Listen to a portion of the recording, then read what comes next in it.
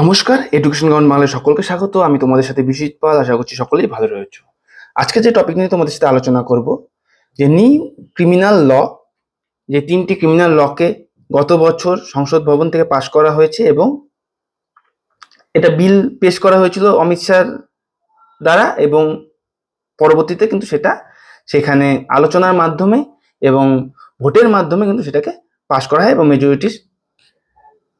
বিপুল মেজরিটির পরেই কিন্তু এটাকে আইনে পরিণত করা হয়। ঠিক আছে, তো 3টি যে নিউ ল ছিল, সেই লগুলো কি কি ছিল?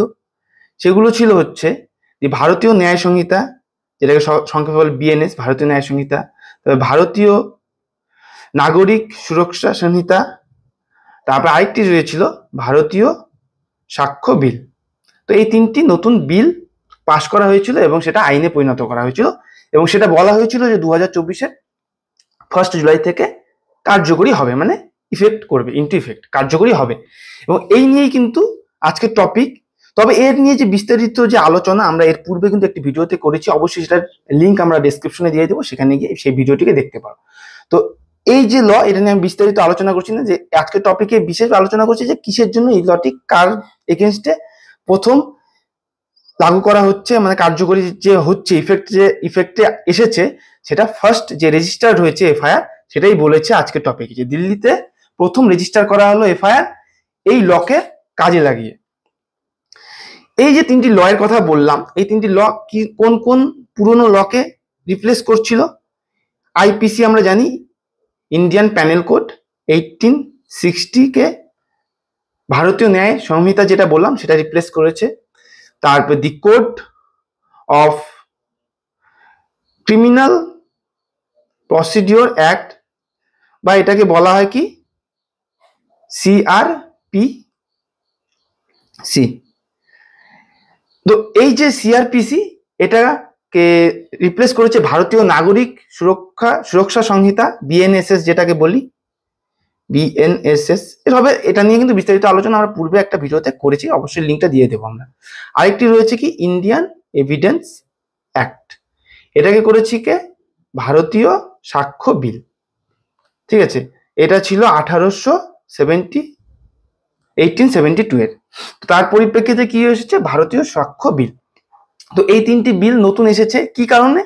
এই যে ইন্ডিয়ান প্যানেল কোড, তারপরে code of criminal procedure act এবং ইন্ডিয়ান এভিডেন্স অ্যাক্ট, এগুলো কি ছিল? ব্রিটিশ শাসিত যখন আমাদের দেশ ছিল সেই সময় কার্যকরী হয়েছিল, মানে ব্রিটিশ কলোনিয়াল মনোভাবাপন্ন অ্যাক্ট ছিল। সেখানে এই যে ব্রিটিশরা এই আইনকে কেন কার্যকরী করেছিল? যে তারা তাদের একাধিপত্যকে বজায় রাখার জন্য, যে তাদের বিরুদ্ধে যেন কেউ আওয়াজ না তুলতে পারে এবং তাদের বিরুদ্ধে যেন কেউ কোর্টের দ্বারস্থ হতে না পারে, এরকম একটা মনোভাব নিয়ে কিন্তু এই যে পূর্বের Indian panel code, code of criminal procedure act এবং ইন্ডিয়ান এভিডেন্স অ্যাক্ট এসেছিল। কিন্তু এখন ভারতের 75 বছর স্বাধীনতার পরেও এটাকে রাখা বর্তমান সরকারের যুক্তিযুক্ত মনে না হওয়ার কারণে কিন্তু তারা নতুন বিল নিয়ে আসে এবং সেটাকে আইনে পরিণত করে।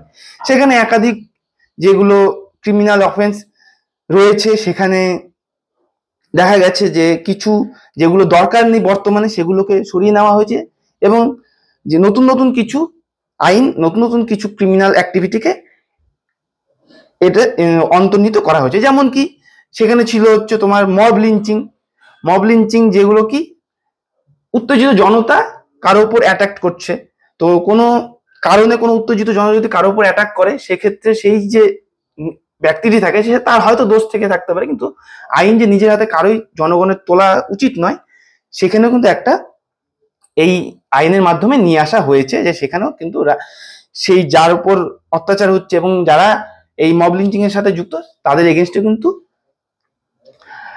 কেস হওয়া সম্ভব এই আইনের অধীন। এছাড়াও যারা মনে করো আমাদের দেশে স্ক্যাম করে অন্য দেশে চলে যাচ্ছে, পালিয়ে যাচ্ছে, সেক্ষেত্রেও উপযুক্ত ব্যবস্থা নেওয়ার জন্য এই নতুন আইনে অন্তর্নিহিত করা রয়েছে আইন।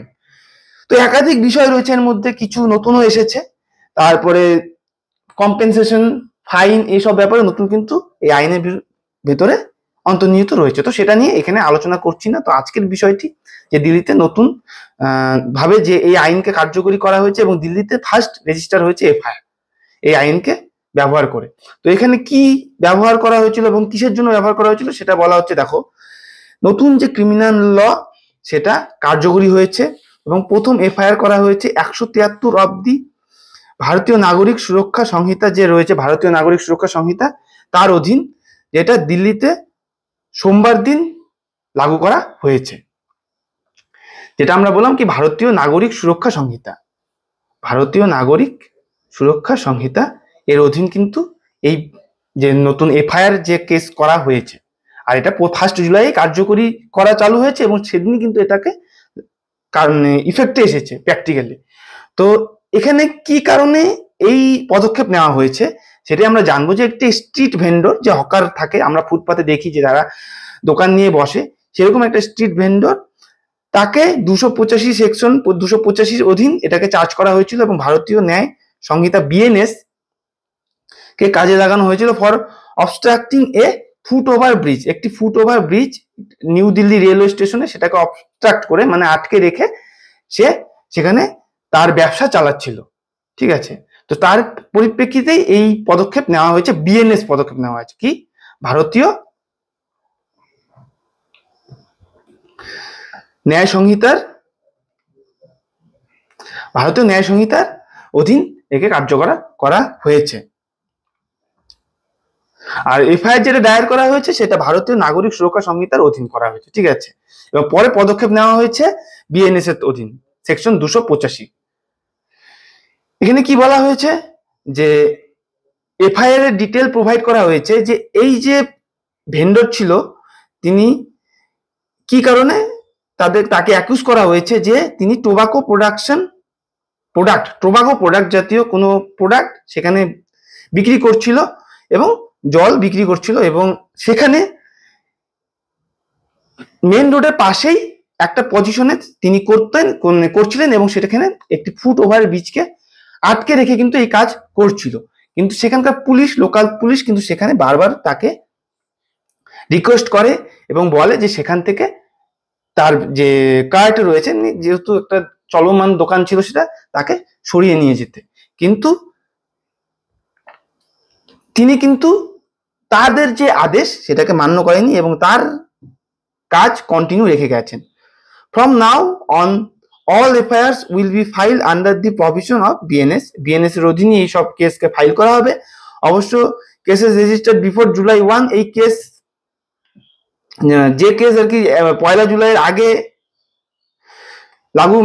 পেশ করা হয়েছে বা 1 জুলাইয়ের আগে যে এফআইআর দায়ের করা হয়েছিল সেগুলো কিন্তু ইন্ডিয়ান প্যানেল কোডেরই অধীন ট্রায়াল চলবে। আর ক্রিমিনাল প্রসিডিওর কোড সিআরপিসির অধীনই চলবে এবং Indian evidence act until the final disposal. ঠিক আছে, পরবর্তীতে যদি যারা রায় দেবে তাদের যদি মনে হয় যে সেটাকে ট্রান্সফার করে নিয়ে আসা প্রয়োজন নতুন লয়, তাহলে সেটা আনতে হবে। কিন্তু 1 জুলাইয়ের আগে যেগুলো এফআইআর দায়ের হয়েছে এই সব বিষয়, সেগুলো কিন্তু পুরনো লতেই চলবে আপাতত বলা হচ্ছে। দি new criminal justice system replace the British এরা লস। যেটা আমি তোমাদেরকে পূর্বেই বললাম যে এই যে ব্রিটিশ এরা লস, এটাই ছিল পূর্বের, কিন্তু এই যে আইপিসি, সিআরপিসি এবং EAC, IEA, Indian evidence act, এগুলো কি ব্রিটিশ এরা ল ছিল, ব্রিটিশ কলোনিয়াল অ্যাক্টিভিটিকেই প্রকাশ করতে, এবং সেটাকেই চেঞ্জ করে আমাদের নতুন 3টি ল আনা হয়েছে। এবং এই লকে প্রথম কার্যকরী করা হলো এই যে দিল্লিতে ঘটনাটা ঘটছে, যে একটি ফুট ওভার ব্রিজকে আটকে এক যে ভেন্ডর তার টোবাকো এবং জল বেচছিলেন এবং পুলিশ কিন্তু সেখানে বারংবার রিকোয়েস্ট করা সত্ত্বেও সে তার কার্যক্রম চালিয়ে যাচ্ছিলেন। তো সেই কারণে কিন্তু এই অভিযোগ দায়ের করা হয়েছে। এবং BNS consist 135 section reduction from 511 in আইপিসির 511 সেকশনকে রিডিউস করে নিয়ে 358 সেকশনকে দায়ের করা হচ্ছে। আর ইন্ট্রোডাকশন নতুন 21টি ক্রাইমকে এখানে ইন্ট্রোডিউস করা হয়েছে। এক্সটেন্ড ইমপ্রিজনমেন্ট, 41টি ক্রাইমের ক্ষেত্রে ইমপ্রিজনমেন্টকে বাড়ানো হচ্ছে এবং ইনক্রিজেস ফাইন্স, 82টি ক্রাইমের ক্ষেত্রে ফাইনের পরিমাণকেও বাড়ানো হচ্ছে এবং 25টি ক্রাইমের ক্ষেত্রে মিনিমাম পানিশমেন্ট রাখা হচ্ছে। পানিশমেন্ট ছাড়া কোনো কিছুই হচ্ছে না, মানে পানিশমেন্ট, মিনিমাম পানিশমেন্ট থাকবেই। 25টি ক্রাইমস এমন রয়েছে।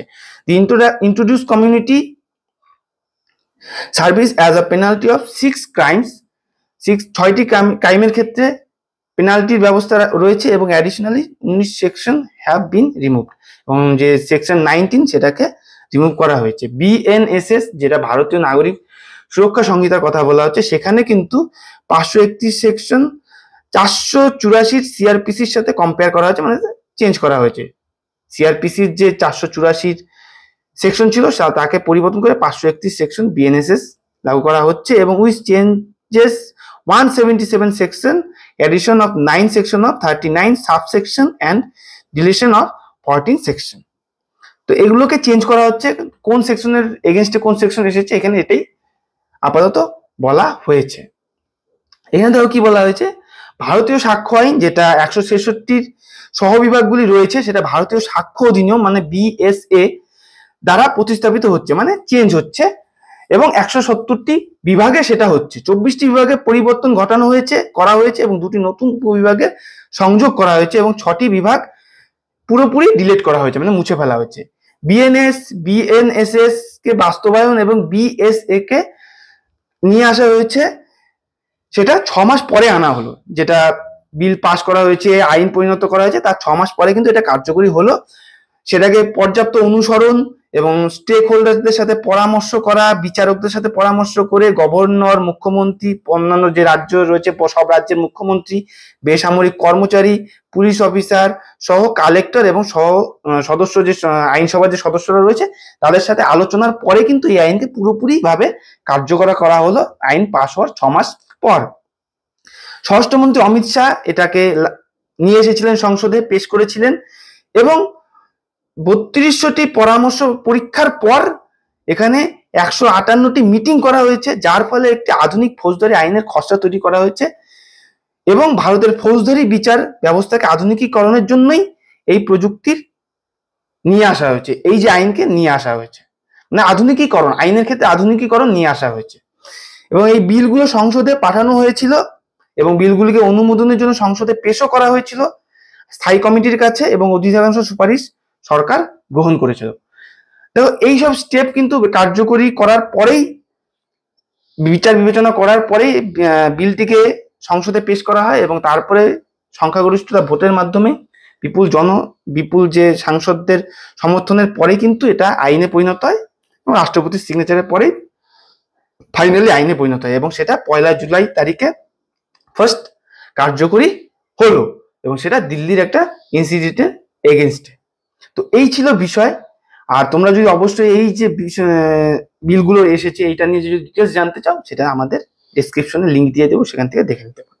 তো চলো, আশা করি তোমাদের ইনফরমেশনটি কাজে লাগবে। তো তোমাদের বন্ধুদের সাথে এই ভিডিওটিকে শেয়ার করতে পারো, এবং যারা চ্যানেলে নতুন আছে চ্যানেলটিকে সাবস্ক্রাইব করে দিয়ে পাশে দেওয়া বেল আইকনে গিয়ে অল নোটিফিকেশনে ক্লিক করে দিতে পারো, যাতে পরবর্তী সকল ভিডিও নোটিফিকেশন তোমরা সবার আগে পেয়ে যাও। তো চলো, পরবর্তী ভিডিওতে দেখা হচ্ছে। সবাই সুস্থ থাকো, ভালো থাকো। জয় হিন্দ, জয় ভারত, ধন্যবাদ।